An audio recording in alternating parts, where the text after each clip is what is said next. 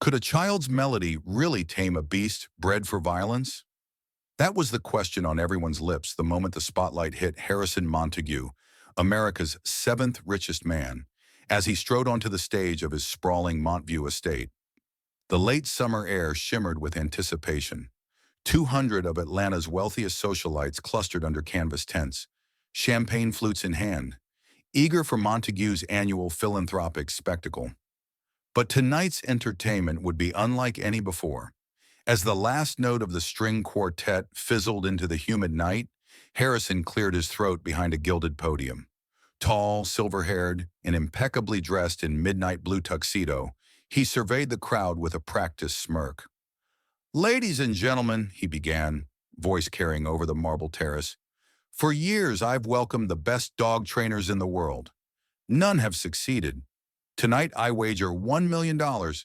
Anyone who can calm Titan, my undefeated Rottweiler, while he's in protection mode, will claim every cent." A ripple of excited murmurs swept through the guests. Titan's cage stood to Harrison's right, a reinforced steel enclosure illuminated by floodlights. Inside, the dog paced restlessly, muscles rippling beneath his glossy black coat. Despite the iron bars, his intelligence was obvious. He watched the crowd like a predator sizing up prey. Behind the scenes in the industrial kitchen, Maya Carter tightened her apron. A single mother and caterer, she'd taken this job to keep her small business afloat. Beside her, 12-year-old Nia Carter fidgeted with the strap of her protective vest, one designed to cover her sensitive skin during meltdowns. Nia's autism made loud noises and bright lights torturous, but music was her anchor. Tonight she clutched a silver harmonica, her late father's cherished instrument, tucked safely in her pocket. "Remember," Maya whispered, "stay in the corner. Just watch." But Nia didn't move. Her dark eyes, framed by neat cornrows, were fixed on the glass window that separated the kitchen from the main event. She'd already sensed Titan's distress, the low rumble in his chest, the tremor in his paws. Outside, Harrison raised a hand. "Contestants will have 2 minutes. If Titan sits calmly for 30 straight seconds, the money is yours." A hush fell. The first volunteer, an acclaimed television trainer, stepped forward, exuding confidence. He unlocked Titan's collar, entered the enclosure, and immediately met a cloud of raw canine anxiety. The trainer's confident posture collapsed under Titan's thunderous growl. Within seconds, he retreated, shaken and defeated. One by one, hopeful challengers, animal psychics, celebrity handlers, even the socialite wives of Harrison's board members, took their turn. Each failure elicited laughter and derision from the crowd. Yet as the spectacle dragged on, the tension in Titan's enclosure became almost palpable. Nia pressed her small palm against the glass, eyes never leaving the dog. Only she had noticed the rapid flick of his tongue, the way his hackles welled not out of aggression, but pure panic. In that silent exchange, she recognized something she knew all too well. When the world's noise becomes unbearable, only one thing can cut through the chaos. Behind her, Maya reached out, but Nia was already stepping toward the swinging door, harmonica at the ready. The golden glow from the terrace lights painted her simple blue dress in a surreal hue. As she crossed into the hall, the buzz of the crowd faded, replaced by the steady, resolute beat of her heart. No one knew it yet, but the evening's $1 million challenge was about to meet its most unlikely contender. Nia paused at the threshold of the enclosure, heart pounding like a drum. A hush fell over the terrace, every pair of eyes trained on the slender girl who dared step into Titan's domain. The handlers secured the reinforced collar to a heavy chain. The gleam of the steel anchors echoed the fluorescent lights above.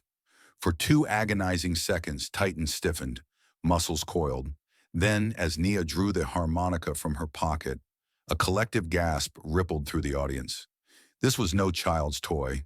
Its silver surface, tarnished by time, bore the weight of a legacy. Nia lifted the harmonica to her lips. Outside, the chatter and clinking glasses faded until the only sound was her breath. She closed her eyes, recalling her father's gentle instruction. "Play the notes you feel, not the ones you see." A single trembling tone emerged, soft, soulful, almost pleading. Titan's ears pricked. The deep rumble in his throat stilled. The second note wove a melody drenched in longing. Though the enclosure wall separated them, the resonance between girl and dog transcended barriers.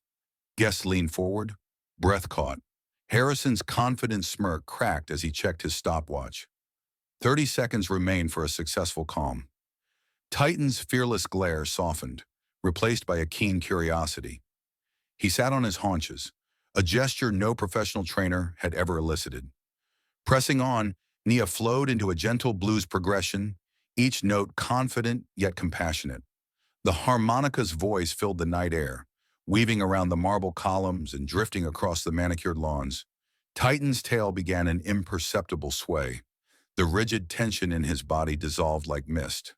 At 20 seconds, the gold-embellished timer buzzed softly, but the crowd remained rapt, unwilling to break the spell. When the final 30-second calm mark passed, a stunned silence followed. Then thunderous applause erupted as handlers unclipped Titan's chain. The dog rose not to attack, but to nuzzle Nia's hand.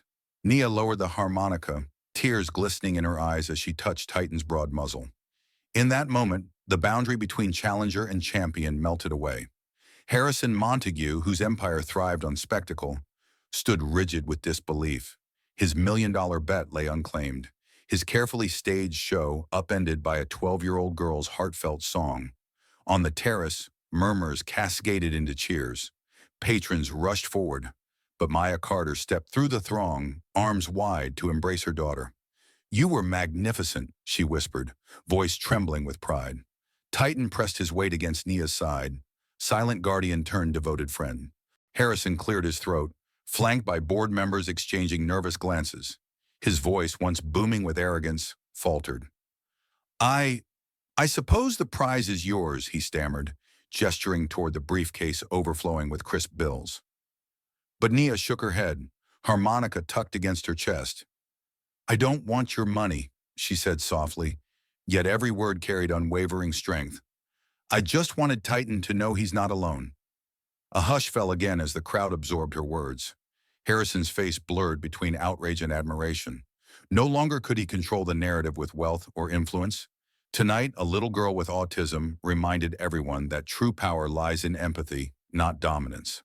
As security escorted the briefcase away, Titan followed Nia out of the enclosure, tail wagging gently. Beneath the emerald glow of the mansion's facade, a new melody took hold, one of connection, compassion, and the undeniable truth that sometimes the smallest voice carries the greatest strength. The next morning, Atlanta buzzed not with business deals or gala gossip, but with the story of a girl, a dog, and a silver harmonica that exposed the fragility of privilege. News vans lined the streets, social media feeds overflowed with clips of Nia's performance and Titan's gentle transformation. Hashtags like "Why'd you harmonize with heart" and "Hasharash Nia's melody" trended nationwide. But the real verdict was being written far beyond the manicured lawns of Montague Estate. In the governor's office, urgent calls demanded inquiries into Harrison Montague's history of rigged charity spectacles. At City Hall, civil rights attorneys prepared suits against the estate's discriminatory security tactics and the police commissioner who had threatened Maya and Nia. Animal welfare groups seized on Titan's story to reform state statutes, declaring that no creature, no matter how trained, should be forced into fear for entertainment. Meanwhile, Nia returned to her modest apartment with Maya, harmonica still warm in her pocket, and Titan, now officially her therapy dog, sunbathing on the living room rug. The simple joy in Maya's eyes said it all. She could finally breathe. Their landlord, once wary of having a big dog on the premises, offered free rent for 6 months in gratitude for the positive attention their story had brought to the neighborhood. At school, Nia's classmates greeted her like a hero. Teachers who had underestimated her now celebrated her courage. The principal invited her to lead the assembly, harmonica in hand. As she played a brief, lilting tune, the entire auditorium rose in ovation, proof that prejudice shatters when met with unshakable kindness. Harrison Montague's empire began to crumble. Major sponsors withdrew from his foundation. His board ousted him for breach of ethics. Even his prized show dog operation lost its luster. No respectable breeder wanted to associate with a man whose cruelty had gone viral. Rumors swirled that Montague's signature tech firm would face shareholder revolt unless he resigned. Yet the sweetest victory belonged to Nia and Maya. With Titan by their side and community support flourishing, they launched an initiative, the Harmony Project, offering music therapy and animal-assisted programs for neurodiverse children. Their first event, held in a public park, drew hundreds of families eager to witness the healing power of song and unconditional companionship. On a bright Sunday afternoon, Nia stood under a canopy decorated with rainbow banners. Around her, children tentatively approached gentle dogs. She taught them simple harmonica melodies, guiding trembling hands. Parents watched, tears in their eyes as their once isolated children found voices and friendships. When Nia raised her harmonica and the first clear note rang out, the crowd hushed in reverent silence. In that moment, the world felt lighter, transformed by a 12-year-old's unwavering empathy. And though injustice still lingered in other corners, for this day at least, love had won. If one small voice can tame the fiercest heart, Nia would say later in an interview, imagine what we can do when we all play together. What moved you most? Was it Nia's quiet bravery, Titan's gentle loyalty, or the way a single melody exposed the cracks in a world built on power? Share your thoughts below and remember, sometimes the softest song can shatter the strongest walls.